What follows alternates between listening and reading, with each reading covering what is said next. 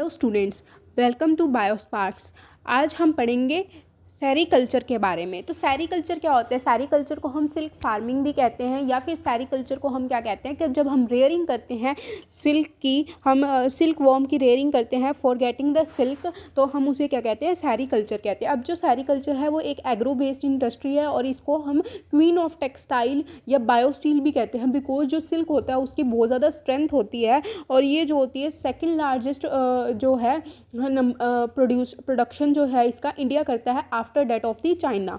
अब ये जो है इसकी हिस्ट्री क्या है, ये कैसे मतलब हिस्टोरिकल पर्सपेक्टिव क्या है इसका कि कैसे ये डेवलप हुई थी। तो ये एक चाइनीज़ एम्परर था ल्यू जी, जिसका नाम था, जो उसकी एक दिन वाइफ जब एक ट्री के नीचे बैठी थी तो उसके कुकून जो था उसकी टी में गिर गया, और उस कुकून जो है उसका अनराइवल होना स्टार्ट हो गया। जब कुकून अनराइवल हो गया तो सून उसने ये चीज़ें सबको बताई, और इस तरीके से हमारा सिल्क वॉर्म का हमारा क्या हुआ, हमारी सिल्क की क्या हुई, हमारी डेवलपमेंट हुई। एंड देन आफ्टर दैट हमारे पास क्या आता है, हमारे पास क्या आता है कि हमारे पास कितनी कितनी टाइप की सिल्क होती है। तो हमारे पास डिफरेंट टाइप की सिल्क होती है। लाइक हमारे पास होती है मलबेरी सिल्क, हमारे पास होती है टसार सिल्क, टसार में भी tropical tasar silk and temperate tasar silk, उसके बाद muga silk, erandi silk and हमारी ओक सिल्क। तो हमारी जो सबसे पहले हम पढ़ेंगे मलबेरी सिल्क। मलबेरी सिल्क जो है हमारी, वो हमारे जो है बॉम्बेक्स मोरी जो है सिल्क वॉर्म, जो बॉम्बेक्स मोरी है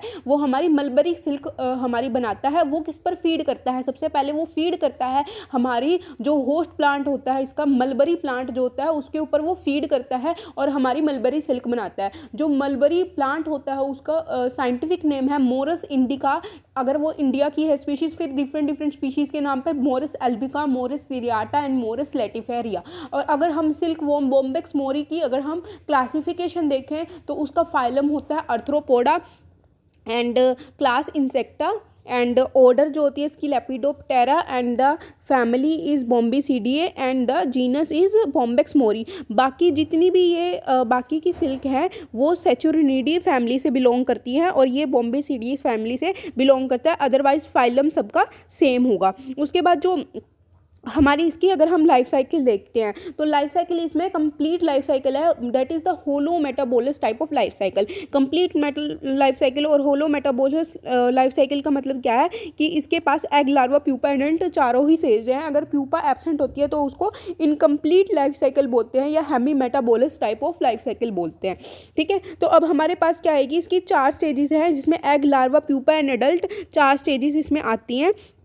तो हम सबसे पहले पढ़ते हैं एग के बारे में। एग क्या होता है? मलबरी की लीफ के ऊपर आकर जो फीमेल होती है वो 300 to 400 एग को ले कर देती है, और वो एग जो होते हैं येलोइश वाइट कलर के स्फेरिकल शेप के सेमी राउंडेड स्ट्रक्चर होते हैं, जो कि 1 मिलीग्राम होते हैं इन वेट के अंदर। अब उसका लाइफ स्पैन जो होता है वेरी करता है। अब वेरी कैसे करता है? 8 to 12 डेज तक का जनरली जो है लाइफ साइकिल उसका होता है। अब जो ये एग होते हैं वो 2 टाइप के एग होते हैं, एक डायपोज टाइप एग होते हैं, एक नॉन डायपोज टाइप एग होते हैं। That is hibernating type of egg and non hibernating type of egg. Diapause egg मतलब वो हाइबरनेट नहीं कर रहे, बिकॉज वहाँ पे फेवरेबल कंडीशन है तो उसको हाइबरनेशन में जाने की ज़रूरत नहीं है। और ये फेवरेबल कंडीशन कहाँ पर होती है? जब टेम्परेचर होता है 15 डिग्री सेल्सियस से 25 डिग्री सेल्सियस तक, तो हमारा क्या होता है? फेवरेबल कंडीशन होती है, और ये जो होती है हमारी ट्रॉपिकल एरियाज़ में होती है। अनफेवरेबल कंडीशन हमारी कहाँ पर होती है? अनफेवरेबल कंडीशन हमारी जनरली टेम्परेट रीजन्स में होती है। तो यहाँ पर जो एग होता है वो हाइबरनेशन की कंडीशन में चला जाता है, हाइबरनेटिंग टाइप ऑफ एग बन जाता है। उसके बाद आती है हमारी लार्वा स्टेज। लार्वा स्टेज में हमारे पास क्या होता है? लार्वा स्टेज में हमारे 5 इंसिस्टर लार्वा बनते हैं। 5th जो इंसिस्टर लार्वा बनता है हमारा वो हाईली वोरेशियस होता है। मतलब वोरेशियस का मतलब जो कि एक्टिवली फीड करता है। वोरेशियस लार्वा होता है, एक्टिवली फीड करता है ऑन द मलबेरी के लीव्स के ऊपर। ठीक है, अब वो मलबेरी की लीव के ऊपर फीड करेगा, और इसकी कुछ करेक्टरिस्टिक फीचर क्या है कि ये लेंथ में कितना होता है? 3 to 3.5। ये देखो ये लार्वा है, ये कितना है? 3 to 3.5 का लार्वा है लेंथ में। और फिर उसके बाद हमारे पास ये जो इसकी बॉडी है वो थोरेसिस रीजन में डिवाइड है, एब्डोमिनल रीजन में डिवाइड है, और इसकी टेल रीजन पर एक क्लैस्पर प्रेजेंट होता है। अब जो इसका थोरेसिस रीजन है उसके पास 3 पेयर ऑफ थोरेसिस लेग है, और एब्डोमेन के पास 5 पेयर ऑफ एब्डोमिनल लेग्स हैं, और इसके पास जो है 1 पेयर ऑफ स्पाइरेकल प्रेजेंट है इन द थोरेसिस रीजन, और 8 8 पेयर ऑफ स्पाइरेकल प्रेजेंट है इन द सॉरी 8 स्पाइरेकल है, 8 पेयर स्पाइरेकल है इन द एब्डोमिनल रीजन और 1 स्पाइरेकल है इन द थोरेसिस रीजन। ठीक है, तो ये हमारा लार्वा था। अब जो लार्वा होती है, लार्वा ही मेनली जो है हमारा सिल्क का प्रोडक्शन करती है हमारा। तो फिर हमारा जो लार्वा होता है उसके पास क्या होती है, ग्लैंड्स प्रेजेंट होती हैं, जिनको हम क्या कहते हैं, सिल्क ग्लैंड कहते हैं, लेबल ग्लैंड भी कहते हैं। और ये होमोलोगस होती है पैरोटिड ग्लैंड से ऑफ द। तो हमारे लार्वा के पास क्या होती है, सिल्क ग्लैंड भी होती हैं, लेबल ग्लैंड होती हैं, या फिर उसको होमोलोगस होती है पैरोटिड ग्लैंड से, या फिर salivary gland of the human. अब ये जो ग्लैंड होती है ये कैसी होती है, इसके ये 3 पार्ट में डिवाइड होती है, anterior, posterior and middle region में। जो एंटीरियर रीजन होते हैं उसके अंदर जो सेल होते हैं वो 250 सेल्स होते हैं और उनका फंक्शन अननोन है। जो हमारे पास सिक्रीटरी सेल्स होते हैं, जो मिडल पोर्शन होता है उसके अंदर सिक्रीटरी सेल्स होते हैं और 250 से 300 तक के सिक्रीटरी सेल होते हैं जो कि सेरेसिन रिलीज करते हैं। और जो हमारे पास पोस्टीरियर रीजन होता है, पोस्टीरियर रीजन में जो सेल होते हैं वो हमारा फिब्रियोनिन रिलीज करते हैं। और जो इसके अंदर 500 टाइप ऑफ सेल होते हैं, लाइक ये हमारा posterior, middle region, anterior region, और ये इस तरीके से यहाँ से स्फिरनेट के थ्रू बाहर निकल जाएगा हमारा जो फिब्रियोनिन है और हमारा सेरेसिन है, इस तरीके से यहाँ से बाहर निकल जाएगा। अब ये जैसे ही हमारी एक सेल है, ये एक सिक्रीटरी सेल की लेयर है, इसके इनर साइड पर क्यूटिकल प्रेजेंट होती है, आउटर साइड पर पेरिटोनियम मेम्ब्रेन प्रेजेंट होती है, और ये इसके जो न्यूक्लियस होते हैं वो ब्रांच न्यूक्लियस होते हैं। ठीक है, अब हमने पढ़ा था सेरेसिन और फिब्रोनिन। फिब्रोनिन और सेरेसिन क्या होता है, जो सिल्क ग्लैंड की सिक्रीशन होती है उसके अंदर फिब्रोनिन प्रेजेंट होता है और सेरेसिन प्रेजेंट होता है। ठीक है, जो फिब्रोनिन होता है वो 60 to 70% होता है, और कौन रिलीज करता है, जो पोस्टीरियर पोर्शन के सेल होते हैं वो रिलीज करते हैं। अब ये क्या होते हैं, थिक ब्राइन्स होते हैं और फिलामेंट ये इस तरीके से फिलामेंटस ब्राइन्स होते हैं इस तरीके से, जो कि कोर बनाते हैं। ठीक है, ये अब कोर ऑफ द फिलामेंट बना रहे हैं। ठीक है, और ये क्या होते हैं, इनसोल्यूबल होते हैं वाटर में। अंदर अगर इसको वाटर के अंदर डालेंगे तो इनसोल्यूबल होंगे, टफ होंगे, इलास्टिक होंगे। और जो सेरेसिन होता है, सेरेसिन क्या होता है, जेलिटिनियस सब्सटेंस होता है, जेलिटिनियस सब्सटेंस होता है जो कि सोल्यूबल होता है हॉट वाटर सोल्यूबल में, जैसे ही सेरेसिन।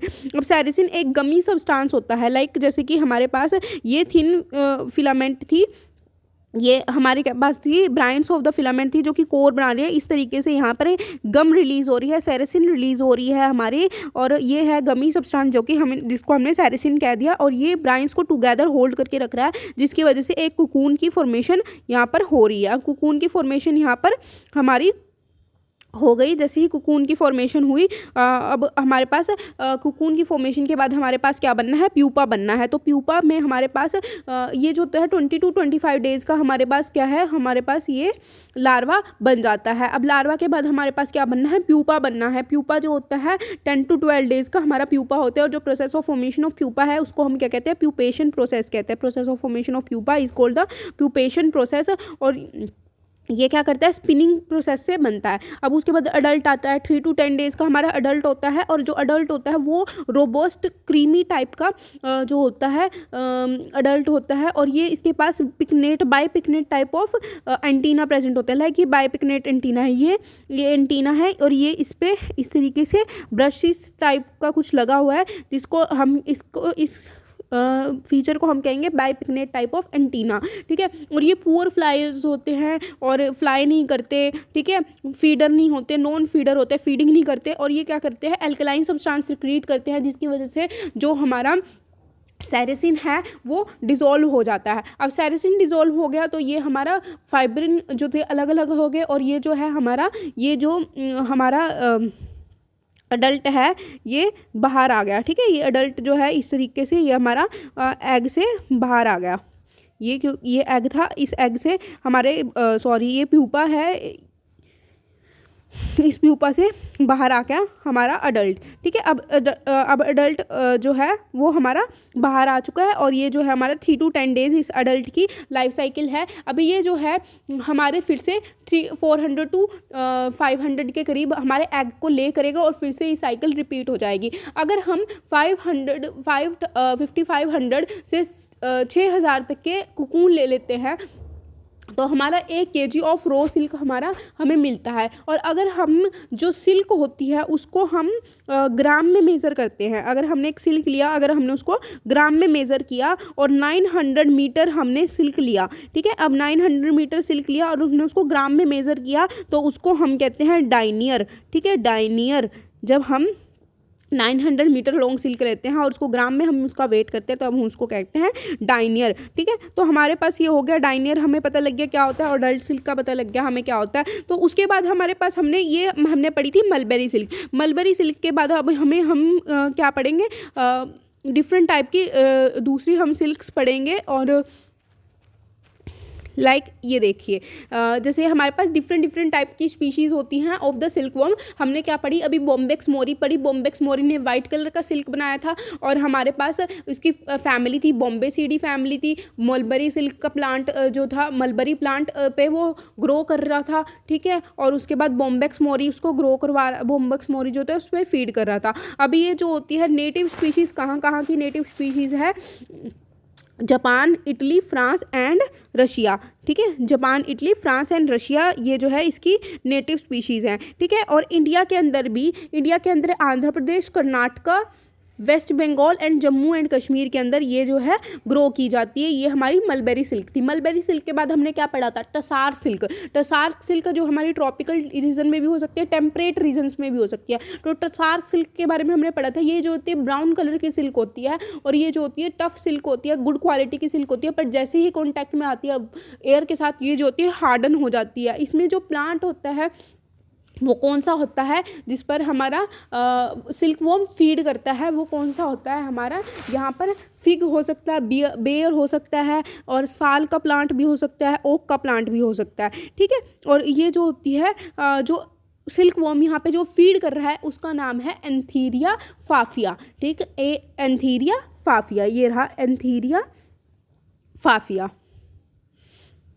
और अब ये यहाँ की नेटिव स्पीशीज़ है चाइना, इंडिया एंड हमारा श्रीलंका। और इंडिया में भी कहाँ पर उगती है, उड़ीसा, वेस्ट बंगाल एंड द असम के अंदर, उड़ीसा, वेस्ट बंगाल एंड असम के अंदर, ठीक है। उसके बाद हमारे पास क्या आती है, मूगा सिल्क। मूगा सिल्क का जो कैटरपिलर है वो किस पर फीड करता है, जो लार्वा है वो किस पर फीड करता है, यहाँ पर ये जो है एक सोम का प्लांट होता है जिसको हम मैचिलस प्लांट भी कहते हैं। और ये नेटिव स्पीशीज़ है असम की, और ये है नेटिव स्पीशीज़ असम की। तो उससे हम याद करेंगे कि इसका जो सिल्क वॉर्म है वो क्या है, एंथीरिया एसेमेनेसिस, ठीक है। एंथीरिया एसेमेनेसिस इसका क्या है, यहाँ पर इसका सिल्क वॉर्म है, ठीक है। उसके बाद हमारे पास आता है एरंडी सिल्क, एरी सिल्क। एरी सिल्क को हम एरंडी सिल्क भी कहते हैं। और ये जो होती है नॉन ग्लॉसी होती है। विंटर्स के अंदर जो सिल्क आती है वो कौन सी होती है, एरी सिल्क होती है, एरंडी सिल्क होती है। ये नॉन ग्लोसी होती है बट ये ड्यूरेबल होती है बिकॉज ये बहुत ज़्यादा थिक होती है, तो ये हमारी